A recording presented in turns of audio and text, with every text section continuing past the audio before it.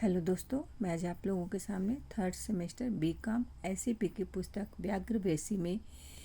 व्याघ्रवेशी जिसके लेखक कनाडा के डॉक्टर एम बैरेगौड़ा और हिंदी में अनुवाद किया है डॉक्टर एन देवराजू ने, उसके आगे के भाग के बारे में बताने जा रही हूँ। तो चलिए दोस्तों, आज हम दृश्य फिफ्थ देखते हैं। तो दृश्य फिफ्थ में धीमी आवाज़ में संगीत सुनाई दे रहा है। शयन गृह का दृश्य है। दो डन्ना इंतजार कर रहा है। सुंदरी केम्पम्मा सज धज कर अंदर आती है। दो डन्ना, सपनों में देखी हिरनी हो तुम, तुम्हें पाना मेरे पूर्व जन्म का पुण्य लगता है। केम्पम्मा लजाकर सिर झुका लेती है। दो डन्ना पास जाकर, आओ प्रिय, आज हमारी सुहाग रात है, जग के सभी सुख अपनाने की शुभ रात्रि। सच में तुम्हें पाकर मैं भाग्यशाली बन गया।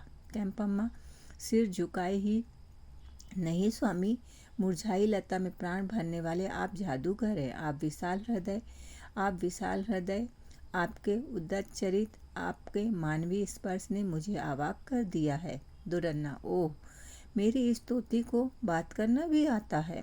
तुम्हारी आवाज़ कितनी मीठी है, कोयल भी शर्मा जाए सुनकर। चलो देर ना हो जाए।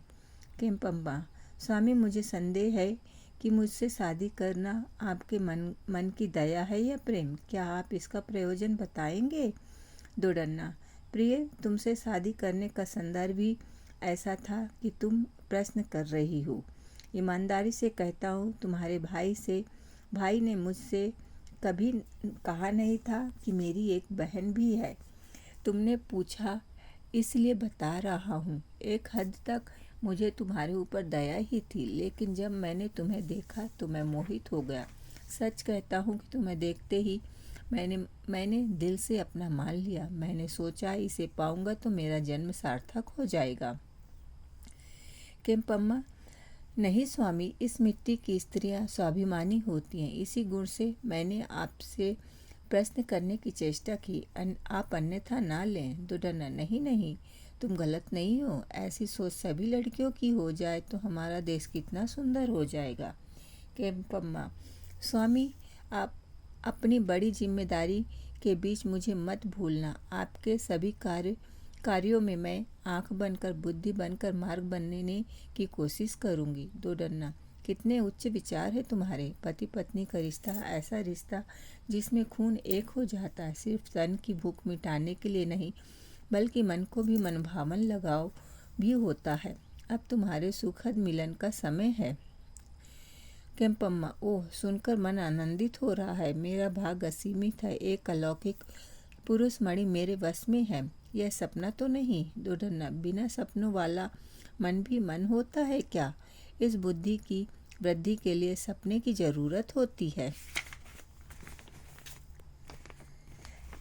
क्या बिना सपनों का जीवन बेकार नहीं होता? जो वास्तव में नहीं होता है वैसे सपने देखना मूर्खता होती है। बिना सपनों का जीवन है क्या? केम्पम्मा, मन ही मन अंतर्मुखी होकर घने जंगल में दिखा एक राजमहल, उसमें केवल एक राजकुमार उसके संग है। मैं समय की परवाह किए बगैर खुद को भूल जाऊंगी। मैं ना रहूंगी। मैं तुम्हारी हो जाने का समय। इतनी बड़ी दुनिया में हम दोनों एक जगह, कल तक एक दूसरे को जानते तक नहीं थे, लेकिन आज दोनों एक हो गए। दो शरीर एक आत्मा। ओह समय, तुम कितने अजीब हो। तुम्हारा खेल अनोखा है। देखने की कला में माहिर जगन नाटक सूत्रधारी हो तुम। दुडन्ना, अरे कहाँ हो तुम? इतने खामोश क्यों हो गए हो? क्या हुआ तुम्हें? सपनों की दुनिया से वास्तविक की दुनिया में आओ। तुम्हारे लिए तुम्हारे आलिंगन का आतुरता से इंतजार कर रहा हूँ। इस बेचारे जीव पर दया दिखाओ। केम्पम्मा, स्वामी, ये तन मन सर्वस्व आपका है, मेरा कुछ नहीं है, सब आपका है। दुडन्ना, नहीं, हम सफ़र, ये हम दोनों का है। ये रात, ये सौंदर्य, ये आंतरिक की दुविधा, जूझना, सब दो होते हुए भी एक रूप है। अब मेरे तुम्हारे की बात नहीं, सब कुछ हमारे नाम पर चलेगा। तुम्हारे लिए मैं, मेरे लिए तुम, दोनों के लिए एक होना, एक नई जिंदगी का श्री गणेश कहते हुए गले लगाता है। बाहर अचानक जोर से ढोल बजने की आवाज़ कोई जोर जोर से जोर जोर कुछ सुना रहा है। लोगों का कोलाहल, अजीब सा वातावरण, मुनादी की आवाज़, दोनों एकचित होकर सुनते हैं। मुनादी करने वाले, सुनिए, सब सुनिए, विजयनगर के राजा ने संदेश भेजा। जो हमारे देश की जनता की नींद उड़ा रहा है, उस व्याघ्रवेशी शेर का संहार करने वाले वीर को आधा राज्य देकर उसे राजा बनाएंगे। 2-3 बार दोहराता है दुडन्ना। सुना क्या? व्याघ्रवेशी शेर, उसे मारने वाले को आधा राज्य मिलेगा? केम्पम्मा, हाँ स्वामी, लेकिन मेरी समझ में नहीं आया। दुडन्ना, मुझे अपनी ताकत साबित करने का ये अच्छा मौका है, समझी? केम्पम्मा, स्वामी आप क्या कह रहे हैं? दुडन्ना, मैंने कहा कि यह शुभ समय है। केम्पम्मा, मतलब? दुडन्ना, प्रिय, मुझे ऐसा लगता है कि तुम्हारे चारों ओर एक घेरा बना है, उससे बाहर आओ। ये दुनिया कितनी परेशानी में है, उसे अपनी आँखों से देखो। स्त्री को महामाता कहते हैं क्योंकि वह सब कुछ जानती है। मैं तुमसे उस महामाता का रूप देखना चाहता हूँ। केम्पम्मा, स्वामी, मेरी दुनिया एक सीमित दुनिया है। आप जैसी विशाल दृष्टि वाले आँखें मुझ में अभी नहीं है। मेरा घर, बच्चे, मेरा अपना छोटा सा परिवार, अपने लोगों को सदा खुश रखने की लालसा है। दुडन्ना, नहीं मेरी जान, यही दुनिया नहीं है। तुम भी एक सामान्य महिला की तरह सोच रही हो। अरे तुम सामान्य नहीं हो। केम्पम्मा, औरत का मतलब एक औरत ही है। मैं और कुछ नहीं जानती। सामान्य और असामान्य कहना पागलपन है। पागलपन की पराकाष्ठा है। यह धरती स्त्रियों का एक सीमित दायरा है। मेरे सोचने का तरीका अलग और आपके सोचने का तरीका अलग। आपसे मेरी एक प्रार्थना है। दुडन्ना, फिर क्यों गड्ढा खोदोगी? मैंने पहले ही कहा था, मैं और तुम दोनों अब अलग अलग नहीं, एक ही हैं। जिस्म के 2 जान हैं। मेरे विचारों में तुम्हारा भी हिस्सा है। केम्पम्मा, मैं मान गई स्वामी, उसी तरह मेरे विचारों में भी आपका हिस्सा है। मान सकते हैं क्या? दुडन्ना, कोई शक? बेशक हिस्सा है। मेरा हिस्सा, तुम्हारा हिस्सा क्यों कहती हो? इस पवित्र भूमि का ऋण हम पर है। इस देश के बच्चे व्याघ्रवेशी शेर के आक्रमण से प्रताड़ित है। केम्पम्मा, ओह, लगता है कि आपने संसार के कल्याण का ठेका ले लिया है। दुडन्ना, तुमने तो मेरे मुंह की बात छीन ली। कितना अच्छा अनुमान है तुम्हारा मेरी सोना। मैं सचमुच तुम्हारा आभारी हूँ। मेरे सभी सपनों की आँख हो तुम। तुम्हारा सहयोग ही मेरी रक्षा का कवच होगा। केम्पम्मा, मन ही मन हूँ। अब और बहस करने से कुछ फ़ायदा नहीं। मेरे अंतर्मन की दुविधा को वे कैसे समझ सकते हैं? वे समझ सकते हैं, मानना ही भ्रम है। कोख के अरमान को कोख में ही रखती हूँ। अब वे जैसा चाहते हैं वैसा बन के रहूँगी। दुडन्ना, सोना, अरे सोना, क्या सोच रही हो? नाराज़ हो गई क्या? सोना, नहीं सोना, नहीं, अगर तुम नाराज़ हो गई हो तो अनर्थ हो जाएगा। मुझे तुम सच्चे मन से विदा करो। मैं सूर्योदय से पहले निकलूंगा और विजयनगर जाकर इस महान कार्य की अनुमति प्राप्त करूंगा। केम्पम्मा, दृढ़ मन से हंसमुख के साथ, ठीक है स्वामी, इस संबंध में मेरा एक सुझाव है। दुडन्ना, बताओ सोना, तुम्हारी सलाह मेरे लिए मार्ग की रोशनी बने। अपने पति को सलाह देने के लिए इतना शर्माती क्यों हो? केम्पम्मा, कुछ नहीं स्वामी, आपने कुमार राम का नाम सुना ही होगा। दुडन्ना, उस महात्मा का नाम सुनने वाला कोई इस दुनिया में है क्या? उसको कत्ल कर दिया गया ना? खुद उसके पिता ने महारानी रत्ना जी के कहने पर कत्ल करवा दिया ना? केम्पम्मा, स्वामी, लोक की दृष्टि से कुमार राम मर चुका है, लेकिन उनके द्वारा किए जाने वाले महान कार्य अभी बाकी है, इसलिए मौत उनके नज़दीक भी नहीं आई। दुडन्ना, आश्चर्य से, केम्पम्मा, तुम क्या सच कह रही हो? क्या मैं इस बात पर विश्वास कर सकता हूँ? केम्पम्मा, आपसे झूठ बोलकर मैं किस नरक में जाऊँ स्वामी? मंत्री बेचप्पा नायक के आगामी सोच के कारण आज कुमार राम जीवित हैं। दुडन्ना, वाह सोना, कितनी अद्भुत बात कही तुमने। क्या तुम उनका पता जानती हो? केम्पम्मा, नहीं, मैं नहीं जानती, लेकिन मेरी सहेली स्वर्णा उनको रोज खाना ले जाती है। उनका पीछा करने से पता चलेगा। दुडन्ना, तो मैं कल कुमार राम से मिलकर ही जाऊंगा। उन जैसे वीरों का मार्गदर्शन मुझे मिल गया तो मैं अपने आप को भाग्यशाली समझूंगा। तब उस व्याघ्रवेशी शेर का जरूर वध कर दूंगा।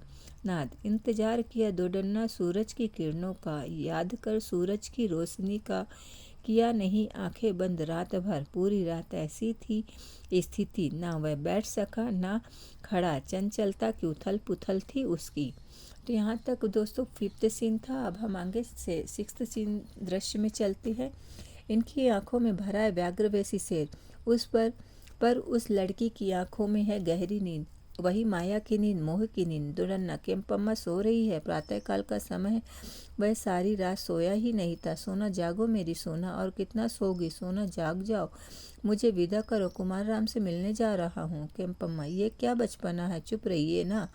दोडन्ना जागती हो क्या मेरी सोना, उठो मेरी जाने मन। केम्पम्मा उठकर आंखें मलती हुई, ये क्या है स्वामी, सवेरा हो गया।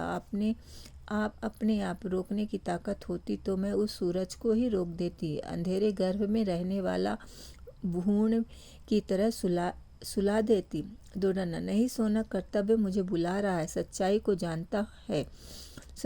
जानता है, कर्म के कायक करने में इस तन को दंडित करना है। पगडंडी समझकर उपेक्षा करेंगे तो राजमार्ग हमको भटका देंगे। केम्पम्मा आपके इस दर्शन को समझ पाना मेरे बस की बात नहीं है स्वामी, आपको विदा करूंगी। पल में आरती ले आती है, थोड़ी देर रुकिए, मैं एक रणवीर की पत्नी हूँ, वीरोचित ही आपको विदा करूंगी। दोडन्ना यह तो भव्य भारत की नारी का गुण है। केम्पम्मा बिना कुछ कहे अंदर जाती है। बेचारी लड़की, उसे सुहाग रात का सुख भी नहीं मिला। हर प्रकार के सुखों का अनुभव करने के लिए तरसने वाली सुकोमल लड़की के साथ ऐसा अन्याय। केम्पम्मा आरती लेकर प्रवेश। स्वामी आइए, इस खटिया को ही सिंहासन समझिए, गद्दी पर बैठिए। वह उस पर बैठ जाता है। केम्पम्मा आरती उतारती है। कुछ दूर पर गाना गाने की आवाज़, आरती उतारो वीर की, धीर देश का सूर सरदार की, नारी मन पर 100 बार भटकने वाला, करनाडु के रणवीर की, उतारो आरती। सो दोडन्ना, ओ मेरी प्रिय पत्नी सोना, तुमने तो आरती उतार दी, पर मेरी एक छोटी सी विनती है। यह कोई साधारण लड़ाई नहीं है, व्याघ्रवेशी शेर से लड़ने का भयंकर युद्ध है। वहाँ मैं नहीं रहने वाला, वहाँ मेरे शरीर के अंदर कोई और प्रवेश करके खूनी घटना। तुम्हारे प्राण पति होने के नाते मेरा भी एक कर्तव्य है, इसमें क्या तुम निर्विघ्न रूप से मेरा सहारा बनोगी। केम्पम्मा समुद्र में डुबकी लगा ही दी है, अब तो यहाँ रहना है तो तैरना ही होगा। स्वामी आपकी कार्य सिद्धि के लिए मैं कुछ भी करने को तैयार हूँ, आपकी विजय के लिए हर तरह की मन्नत मांगूंगी। स्वर्णा का कुमार राम को नाश्ता ले जाने का समय हो रहा, उसके आने तक आप अपना काम पूरा कर लीजिए। अब देर मत कीजिए, चिंता मत कीजिए, मन में जो भी विचार हो तो बता दीजिए। दोडन्ना कुछ नहीं, मैं उस व्याघ्रवेशी शेर से लड़ने जा रहा हूँ, इसलिए अब तुम सर्वालंकार से भूषित मत रहो। मेरी एक छोटी सी विनती है, कहने के लिए झिझकता हूँ। केम्पम्मा स्वामी मैंने पहले ही कहा था, फिर मन में इस प्रकार की दुविधा और दुख क्यों है? अब मुझे क्या करना है बताइए। अपने प्राण को आपके चरण कमल में रख दूं क्या, या फिर इस तरह के किसी अंग को काट कर दूं? दोडन्ना नहीं सोना नहीं, मुझे तुम्हारे शरीर के अंग या प्राण कुछ नहीं चाहिए। मैं एक नई परंपरा का सूत्रपात करने जा रहा हूँ, सहयोग दो। केम्पम्मा स्वामी समय बीत रहा है, अब और भी विलंब मत कीजिए, क्या बात है मुझे बताइए, मैं उसे करूँगी। दोडन्ना कुछ नहीं सोना, क्या अपने माथे से सुहाग को मिटाओगी? अपने हाथ से सुहागिन की संपत्ति को निकालकर मुझे दोगी? केम्पम्मा हाथ की इस संपत्ति को तो मैं निकाल दूंगी, लेकिन स्वामी। दोडन्ना लेकिन क्या है सोना? माथे के इस सिंदूर को नहीं पोछूंगी। दोडन्ना नहीं, मैंने पहले ही कहा था, नई परंपरा का सूत्रपात करने जा रहा हूँ। इस देश की स्त्रियों को दृढ़ होना चाहिए, पति की मृत्यु के बाद अपने जीवन के पृष्ठ बंध न होने दे। अगर मैं इस लड़ाई में वीर गति प्राप्त की तो तुम अपने मनपसंद लड़के से शादी कर लेना, उसके साथ तुम पारिवारिक सुख का अनुभव करना। मना मत करना सोना, मुझे बुद्धिहीन मत समझो, मेरे मन की इच्छा को पूर्ण करो। केम्पम्मा यह कैसी अजीब इच्छा है आपकी, मेरी ऐसी परीक्षा क्यों ले रहे हैं? दोडन्ना नहीं, ऐसी बात नहीं है, यह कोई परीक्षा नहीं है, इस धरती की औरतों के साथ हो रहे अन्याय का यह समाधान है। मेरी विनती मानोगी, मना मत करना। विनम्रता से विनती करता है गाना। माथे का सिंदूर सुंदर कंगन एक एक गिर रहे हैं। देखो केम्पम्मा नामक कन्नड़ स्त्री की यह कैसी परीक्षा है हे ईश्वर। ओ यह कैसी परीक्षा है हे ईश्वर। इस तरह से 6वां दृश्य ख़त्म होता है दोस्तों। तो आप देखते रहिएगा चैनल को, सब्सक्राइब करते जाइए, लाइक करते रहिएगा। कैसा लगा आपको कमेंट्स ज़रूर करिए। धन्यवाद।